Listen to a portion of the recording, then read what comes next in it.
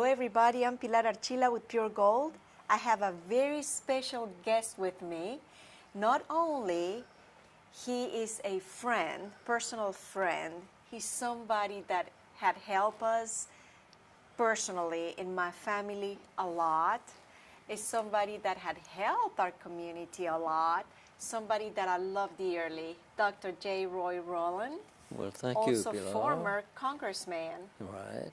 I appreciate the opportunity to be here. Thank you so much. It's an honor for me to be here with you, and you know I love you, and not only all of that, but he's a former student of mine. Right. Estudio español con ustedes. Muy bien, muy buen español. An excellent student. Yeah. How are you today? I'm fine. I'm really good, and I hope you are too. I'm wonderful. I'm sitting here with you. That's wonderful. Yeah. Dr. Rowland, you are originally from Wrightsville. Right. And I would love to know a little bit when you were growing up, when you make that decision to become a doctor. Yeah. Well, I worked in my granddad's drugstore. I say worked in it. I stayed in it. I really grew up in it, and he was really kind of my mentor and responsible for me wanting to study medicine, because he spent a lot of time with me showing me how to compound drugs, and this was back in the 30s when drugs were really compounded. He had a great influence on me, so I guess it was probably around, I was about 12 years old when I decided that I wanted to study medicine. His father was a doctor, and he had a brother that was a doctor too, so it kind of ran in the family. So it came from a family Right. of doctors. It did. So it was in the family. It was in the family. Right. Now, also you went to the World War II. I did. So that was after you were already a doctor? No, that was right out of high school, really. I graduated from high school in 1943, and that was right in the middle of World War II. I decided to go on off to college. At least my parents decided for me to go on off to college, and I wasn't doing as well as I should have in college, and so I learned that there was a program called Army Specialized Training Program where you could go into service and go to school. Yes. Some of my friends had done that, and most all of my high school classmates had already gone into service, so I convinced my parents to let me do that, but I didn't go to school. In fact, I wound up in the infantry. Oh my goodness. I did. After 17 weeks of infantry basic training at Camp Blanding, Florida, I joined the 13th Armored Division, and in January of 1945, I was on my way to Europe. Oh my gosh. How long did you stay in Europe? I was there 6 months. I arrived in Europe in January of 1945, and my division was involved in the final push across Germany, the Rowland and the Central Europe, and we were involved in taking the Ruhr Valley and then the sweep towards the east in Patton's Third Army. And I wound up in Bavaria on May the 8th when the war ended. Wow. You returned to Georgia. Right. And what happened? You just went to school? Well, what happened was I came back to Georgia. The war had ended in Europe, but of course the war was still going on in Japan. So we were scheduled to go to California, to Camp Cook, California, to be deployed to the Pacific. And Luella, my wife, Yes. we were high school classmates, and we didn't really know what was going to happen, so we wanted to get married, so we did. We got married on August 3rd, 1945. We were high school classmates. Yes. And then we went on our honeymoon, and while we were on our honeymoon, we dropped the first atomic bomb on Hiroshima on August the 6th, and the second one on August the 9th. Wow. And then the war ended. I see. Thank goodness. You got married in Georgia. Right. And how many children do you have?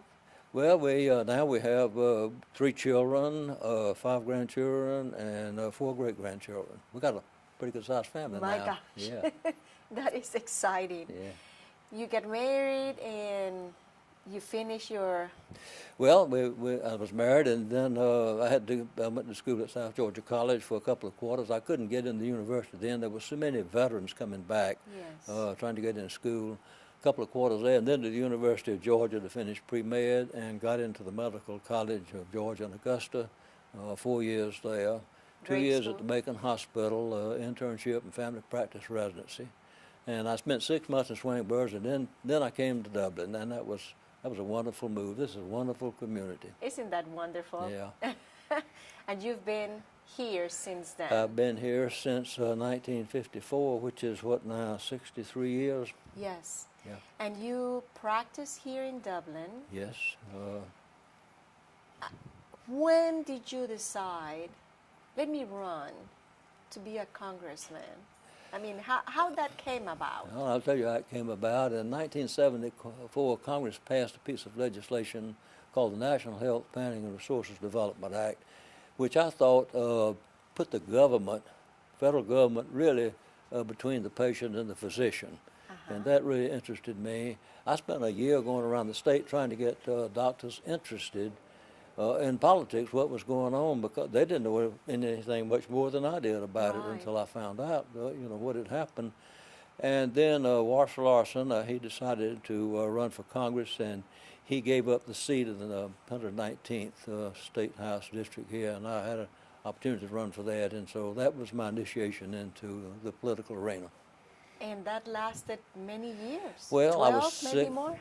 I was 6 years, 6 years in the Georgia House, and then I had an opportunity to run for the U.S. House, and was successful there. 12 years there. My goodness, 12 years.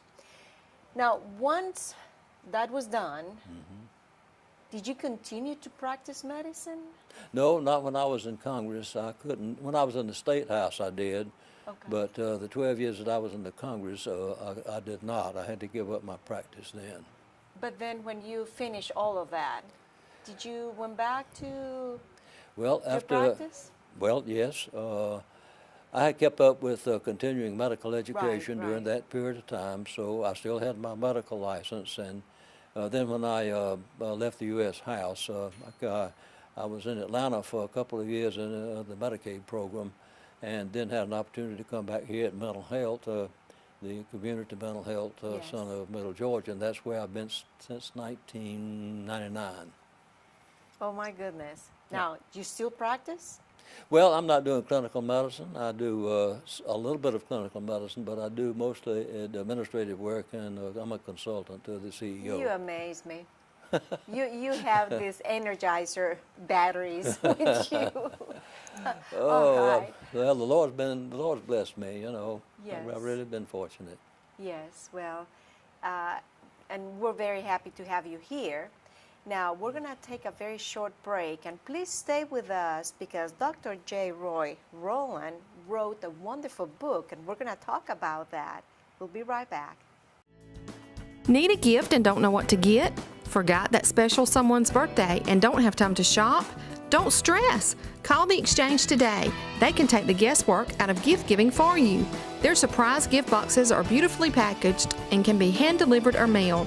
Give them a call at 478-595-0181, answer a few questions, and they will do the rest. Mother's Day, graduation, birthdays, anniversaries, or just to brighten someone's day. Gift boxes for guys and gals. The Exchange is conveniently located at 201 West Jackson Street in beautiful downtown Dublin. Get big city selection with hometown savings at Dublin Nissan. Drive a Rogue for as low as $25.88. Call, click, or come see us. Dublin Nissan, the only dealer you will ever need. Thank you for staying with us. I'm sitting here with Dr. J. Roy Rowland. Everybody knows him, and he's a very good friend of our family, and I'm glad you're here with me. Thank you. I promised everybody we were going to talk about a book you wrote. Right. First of all, is this your first book? It is, and let me say that it's written with Selby McCash, who was my administrative assistant the 12 years that I was in Congress. Selby is a professional writer. Okay. So Selby did the writing. He put my thoughts down in words in the book. Sounds like my husband. I have a lot of thoughts, but I'm not very good at writing. So I'll give him all my thoughts, and he can put it so wonderfully right. Well, that's what Selby did. That is Right. wonderful. Well, this is the book I'm talking about. It's called House Call. Right. When you decided, okay, people have been asking me a lot about this, that, you know, and I understand you talk in that book, you talk about the healthcare reform, and apparently in the first, this is in the Clinton administration, the first time that he was president. At what point you said, you know, let's really write things that went behind the scene? Well, what happened was the Clinton administration made health care reform the central issue of their first 2 years there. And I thought, I'd been involved in several health care issues in the time up to that. I'd been there 10 years already and had done several things in the health care field. But this I thought was going to really be an opportunity for me to help the president with my background reform and make our health care delivery system better. Now I want to say right quick that I think that we have the best quality of medical care of any country in the world. I think the doctors and nurses and all of those people that work in it, I think they're top notch. They're really the best. But the delivery system was not what it ought to be. So I thought, well, here's an opportunity. Really the best opportunity I've ever had in my life to do something to really make a difference. Yes. But it didn't turn out that way at all. Right. The Clinton administration, they started out saying they were going to have a bipartisan bill with Republicans and Democrats working together. But that's not what happened. He put his wife in charge, Ms. Hillary Clinton, and she brought in a policy guy from New England named Ira Magaziner. And it just changed at that point. And what I thought was going to be a bipartisan effort that would involve both sides of the aisle was not that at all. Right, right. It was not what it was expected. It was not what I expected, no. Yeah. And so in this book, you kind of tell us what exactly went on. Yeah, the story about why it really failed has not been told. The news media at that time was covering most of the Senate side. Right. And they talked about the House side a good bit, focusing mostly on the Clinton bill. And I just felt like that if we were going to do something, both sides needed to work together. The Republicans and Democrats needed to work together. Mike Bilirakis, who was a Republican from Florida, came at the same time that I did. And he had a son that wanted to go to medical school, so he was much interested in health care. We became real good friends right off, and we decided to try to write something in a bipartisan manner, some health care reform. We did write one bill. There were about 4 or 5 bills out there, and they were not moving at all. So Mike and I got the idea, if we take what people generally wanted out of all of those bills and put it together in a consensus bill, that would be something that would be appealing. Mm-hmm. But we were not able to get anything moved because the leadership in the House was so determined that they were going to have the Clinton plan or nothing, that we were not able to move the legislation that we had proposed. Yeah. You see, sometimes if we don't understand much about politics, we don't know what's going on. Right. You know, there. Right. And then that's, you know. Well, and then after that didn't move, Mike and I decided that we would try to get 5 Democrats and 5 Republicans together and write a bipartisan bill. And we did that. We spent the summer of 1994 working after hours when the House was not in session. The 5 of us did that. We spent many, many hours. We did a lot of research. We got a lot of people involved, some healthcare experts, and we wrote a bipartisan plan which would cover 92% of the population and reduce the federal deficit by $65 billion over a period of 10 years. And we thought it was a great plan. Yeah, sounds great. But the Democratic leadership, particularly the chairman of the Energy and Commerce Committee, which had the legislation, and Dick Gephardt, who was the majority leader, would not bring anything to the floor. Yeah. So Gephardt told me before the August recess in 1944 that after the August recess, that was the Labor Day recess, that he would bring 3 bills to the House floor. And when I got back after the recess, I heard my legislative assistant, Kathy Hennemuth, said she heard that Gephardt was not going to bring anything to the floor of the House. So I went to see him. And I went in his office on was September the 19th and asked him about it. He said that he decided he wasn't going to bring any bill to the floor of the House. And I asked him why, and he said people are no longer interested in health care reform. That was ridiculous.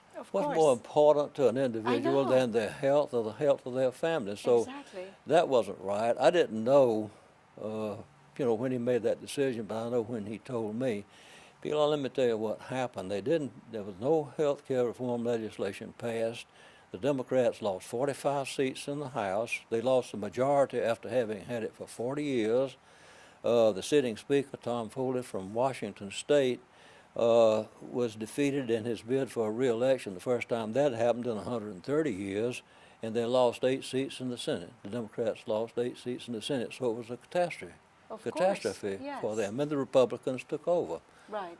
Then, so that story has never really been told. I think Dick Gephardt was principally responsible because he just would not bring anything to the House. They were so intent on getting the Clinton bill out, and then the Senate made the decision to try to move forward with it, and then on September the 26th, a week after Gephardt had made the decision to pull the plug, Senator Mitchell from New England decided not to do anything either, so it just lost out. That's amazing that, just like that, not to do anything. Yeah, and he was really one guy, in my opinion, made that decision. I think Dick Gephardt, who was the majority leader in the House, made that decision, and I think he was responsible for the failure and what happened to the Democrats. And then it had some effect on the presidential election this past November. Because, let me give you a little statistics.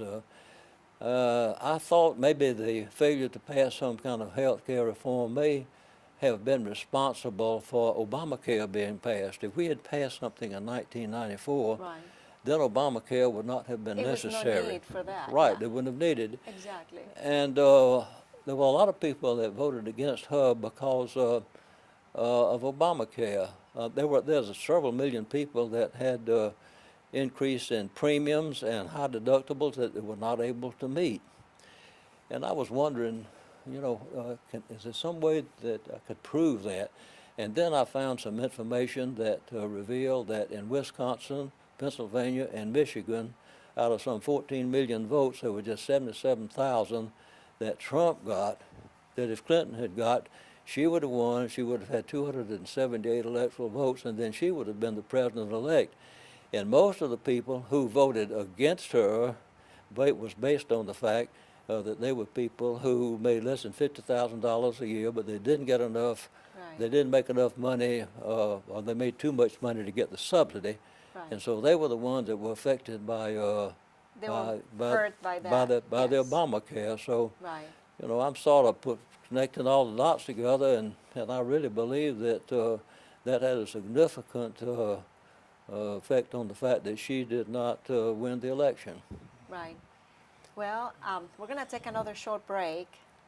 Stay with me. Please stay with us. We'll be right back. Portions of this program are brought to you in part by Fairview Park Hospital, a leader in healthcare for Dublin, Lawrence, and surrounding communities. Providing specialty services through facilities such as our Sleep Center, the Heart Center, and Women's Imaging Center. Townsend Brothers Funeral Home would like to take this opportunity to thank our local law enforcement for their service to our community. On behalf of everyone at Townsend Brothers Funeral Home, thank you for a job well done. Townsend Brothers Funeral Home, serving our community since 1937. I have a great company here with me today. I have Dr. J. Roy Rowland with me, and he's talking to us about a book he wrote, House Call. Now, I know you talk about the healthcare reform in here, but also you talk about growing up in Wrightsville. I Yeah. mean, you talk about different things. Well, yeah, it's a memoir. Growing up in Wrightsville was an idyllic place. You know, it was Yes. back in the 30s during the Depression years. But I really didn't know there was a depression going on, except occasionally. Like, for example, I didn't get a bicycle one time for Christmas when I wanted it. Yeah. My father was an attorney, and my mother, she worked. She was headed up it was called the welfare department then, what is now DFACS, and you know we were a fairly affluent family, but we were we were struggling to get along. My Of parents were course. struggling to get along. And but it was such a wonderful place growing up. You know, we had a lot of freedom. I don't think our parents didn't worry about us very much. I mean, just so we got home in time for supper. Exactly. Was the main thing. And we didn't have And- cell phones, so it was No. no way to track down your kids, but they were No. fine. Well, we were fine. You know, Yeah. we all had bicycles.